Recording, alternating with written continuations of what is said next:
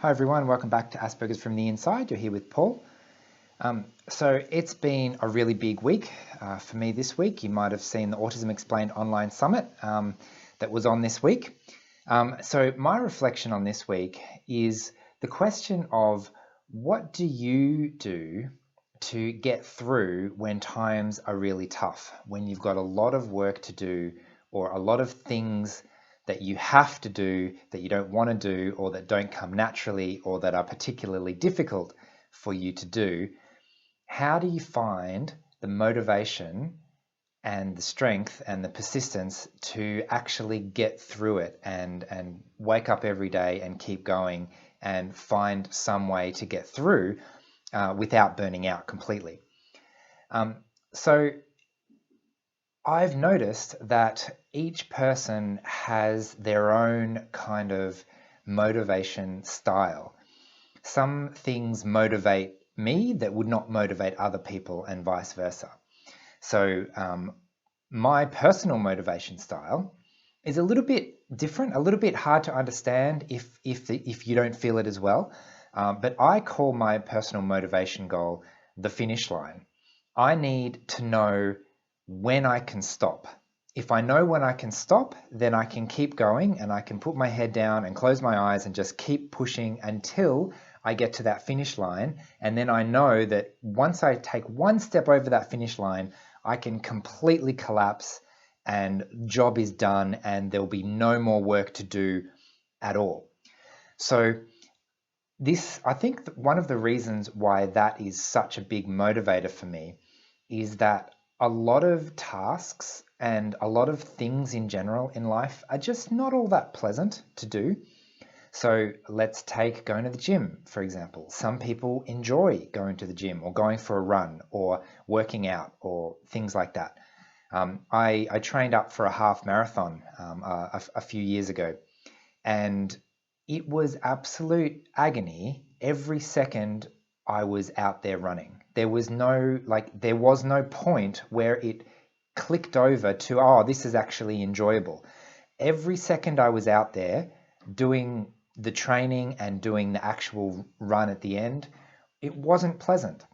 So how did I do it? How did I keep going and keep running every week and training up and ending up actually completing it and running 21 kilometers in the final thing?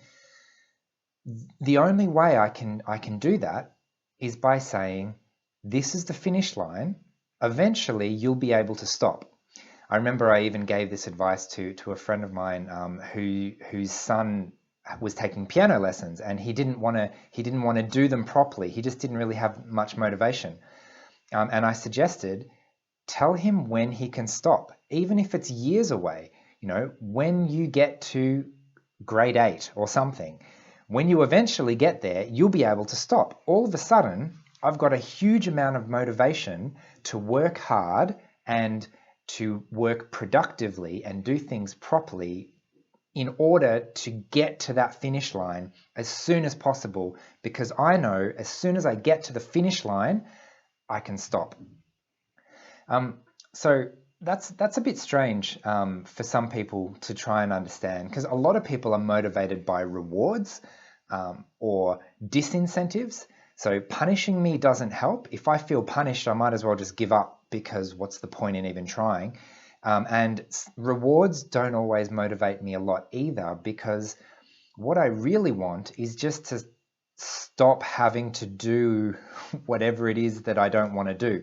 So there was the running, for example. Once I finished that race, once I got to the end of that half marathon, I actually told myself, this means you never have to run ever again if you don't want to. I didn't think, oh, well, now I've done a half marathon, maybe I can train up to do a full marathon. No. That would be ridiculous. That would actually crush my spirit. And sometimes in an effort to try and motivate me, people give me smaller finish lines. And then when I get to that finish line, they increase it a little bit. Like, have you ever heard a gym instructor count down and then they get to almost 0 and then they just keep going? Like that, I react really badly to things like that. That's torture, because I have set all of my energies and all of my focus on how do I get to this finish line, ration my energy, create whatever I need to make sure that I get there. And then if you move the finish line, I just feel cheated in that sense. So I guess I'm curious as to your opinion. Does this resonate with you? Do you need a finish line to motivate yourself to do things you don't want to do? What does motivate you? Do rewards motivate you? I know for myself, when I do a really good job, I don't so much want a pat on the back and for people to say you did well. What I want is for people to acknowledge that I can do the same next time. So at work, for example, in my engineering job, sometimes I would tackle a lot more than I was ready for, and I would put my hand up for things, and I would stick my neck out, and I would bite off more than I could chew, for lack of a better word, to give me the pressure and the motivation to succeed.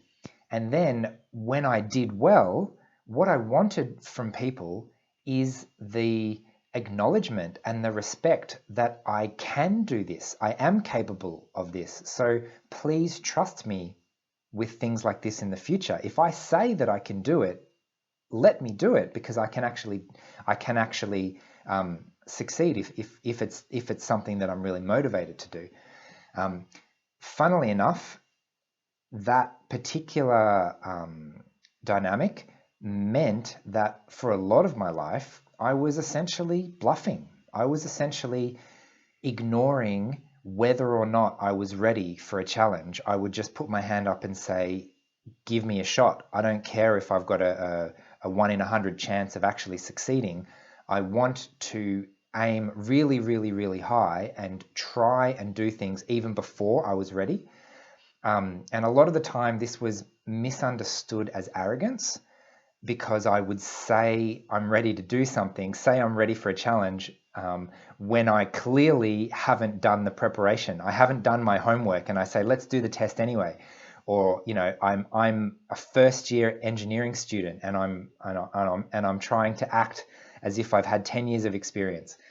But actually what I'm trying to do is give myself a really worthy motivation that is going to allow me to reach my potential. I know I have a huge potential that is currently unrealized and that could come out under the right conditions. But I also know that it doesn't always look like that from the outside. I know if I'm a first year graduate and I don't have any experience, I haven't proved myself yet. So my motivation is almost like I just want to prove myself so that I can be believed in the future, so that I can be trusted with things in the future. So I thought that was interesting, because it actually hurt me overall, the fact that I had to do that, because I was thrown in the deep end with very little training and with very little preparation, and often I didn't actually have what I needed to succeed, and so I didn't, right? Whereas if I was supported better and maybe had a more realistic goal, I could have achieved a lot more.